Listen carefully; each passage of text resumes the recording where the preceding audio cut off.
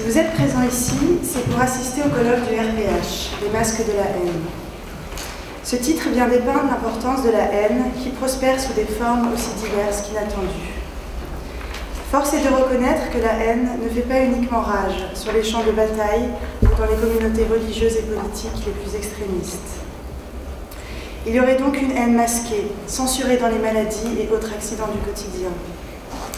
Dissimulée derrière la gentillesse, la charité, masquée sous des sentiments parentaux et filiaux les plus nobles. Les voies de la haine sont nombreuses. Au-delà de ces masques, j'irais jusqu'à dire que la haine constitue un tabou. Dans nos sociétés, les gens dits haineux, ceux qui font du mal, ceux qu'on peut entendre par exemple des meurtriers, sont souvent qualifiés par des phrases telles que « ils ne sont pas humains ». Ah bon? A contrario, aimer est hautement valorisé, ne serait-ce qu'à la télévision, parfois même par des émissions de télé-réalité où l'amour sera trouvé dans le pré. Dans certains mouvements culturels, tels les hippies qui prônent le peace and love, dans nos magazines avec nombre d'articles sur comment trouver l'amour et ce dès le plus jeune âge, dans nos livres sacrés emplis d'injonctions d'aimer l'autre comme soi-même, dans les musiques si nombreuses sur l'amour. La haine, elle, relève chez l'homme d'une inconvenance, d'un non-dit, ou plutôt d'un je ne veux pas savoir. Il s'agirait d'une haine que chaque être et chaque civilisation devrait avoir en horreur, qui devrait être proscrite de la vie sociale alors qu'elle en est l'un des ressorts les plus puissants. Sa simple évocation entraîne souvent l'étonnement. Je pense là à une patiente qui introduit un long silence dans le fil de ses associations libres. J'interroge. Elle rit et ajoute. C'est bizarre. J'allais dire qu'en fait, je me fais du mal. Je m'en veux tellement. C'est possible, ça? Répondez à votre question. Apparemment, oui. Et oui, il s'agit bien là d'une haine qui s'ignore. Et cette haine dans la cure n'y va pas toujours de main morte. Séances manquées, retard, critique incessante au psychothérapeute sur sa technique, sa décoration, ses vêtements, non-respect de la règle d'association libre, refus de régler ses séances manquées. C'est bien d'une histoire de haine dont il s'agit. En 1920, Freud remet en question la dominance du principe de plaisir dans l'appareil psychique, dans au-delà du principe de plaisir. Il postulait, et ce dès 1895, que le psychisme était dominé par le principe de plaisir, celui-ci visant à réduire les quantités d'excitation. Il remet en question ce postulat en 1920 et montre l'existence de forces qui s'opposent à cette tendance au plaisir. Tout se passe comme si le rapport de l'homme au plaisir et à la souffrance était déréglé. On voit alors un Freud chercheur qui tâtonne, revient en arrière, apporte de fines nuances à une phrase que vous avez lue 20 pages plus tôt. Bon. Il débute en montrant qu'il arrive que le principe de plaisir soit ajourné. Ainsi, si vous avez très envie d'être à ce soir, pour retrouver vos amis ou tout simplement dormir, il va falloir attendre. Malgré l'attention que cette attente de satisfaction occasionne, votre plaisir est ajourné du fait du principe de réalité. Vous êtes à un colloque et il n'est que 11 heures.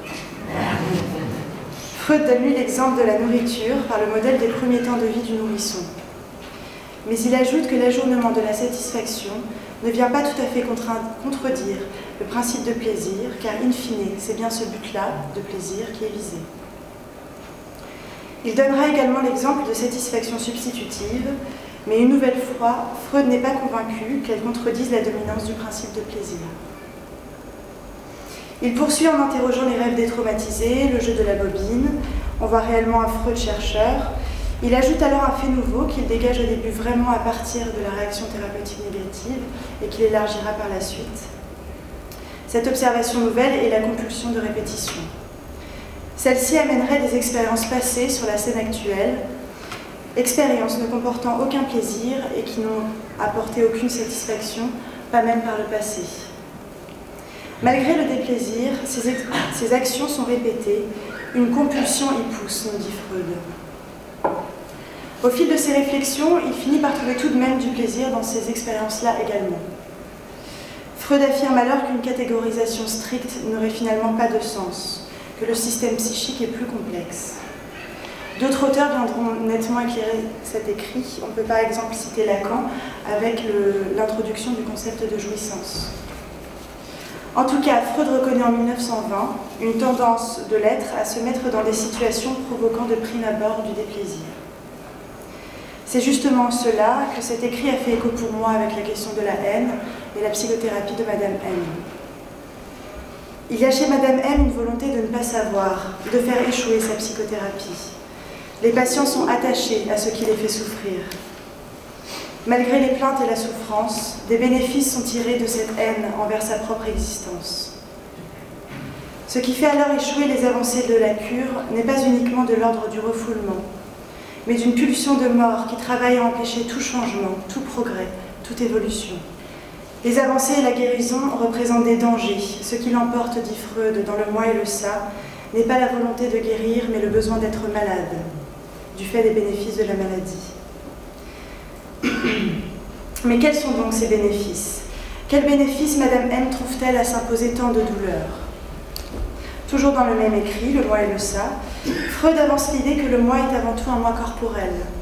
La douleur sera en ce sens une façon de faire réaliser au sujet qu'il a un corps propre. Il cite notamment comment les affections douloureuses permettent de se représenter son corps avec force. La haine s'ancre donc dans un rapport à l'autre, à l'objet, comme une réponse à l'angoisse. Freud, dans Pulsion et Destin des pulsions, stipule que l'objet est apporté au moi du fait des pulsions d'autoconservation. Le nourrisson ne peut se satisfaire seul. Il a de fait besoin d'un autre pour sa survie, ce qui le destitue d'une possible autosuffisance. L'orgueil est confronté à la soudaine altération de sa puissance. C'est en ce sens que Freud affirme, je cite, que l'externe, l'objet, le haï, seraient au tout début identiques. Le haïr renverrait ainsi à l'augmentation de la tension, au déplaisir causé par la dépendance nécessaire à un autre. C'est l'existence séparée de l'objet, comme semblable et différent de l'être, qui est insupportable. Mais c'est aussi pour cela que la haine joue un rôle primordial dans l'origine de la vie psychique. Elle a une valeur organisatrice.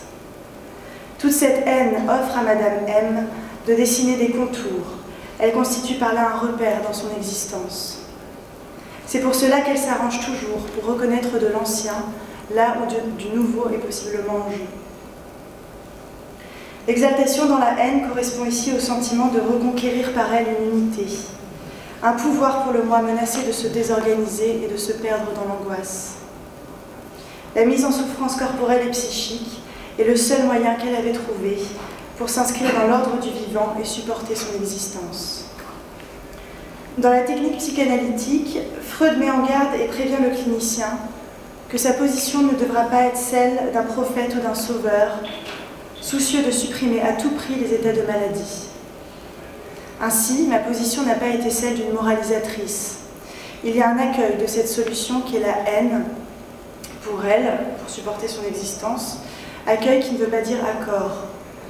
Toujours dans le même écrit, Freud dit qu'il ne s'agit ni de consentir, ni de réprimer les demandes d'amour des patients. Le même procédé semble adéquat pour la haine. Il ne s'agit ni d'y répondre par sa propre haine, ni de la réprimer de façon religieuse ou moralisatrice. Il est question de pouvoir se décaler de la relation imaginaire afin d'éviter la répétition sans fin d'un mode de relation chez le patient. Je conclurai sur les mots de Clotilde Le Guil dans la préface de Malaise dans la civilisation aux éditions Point, que je trouve très juste.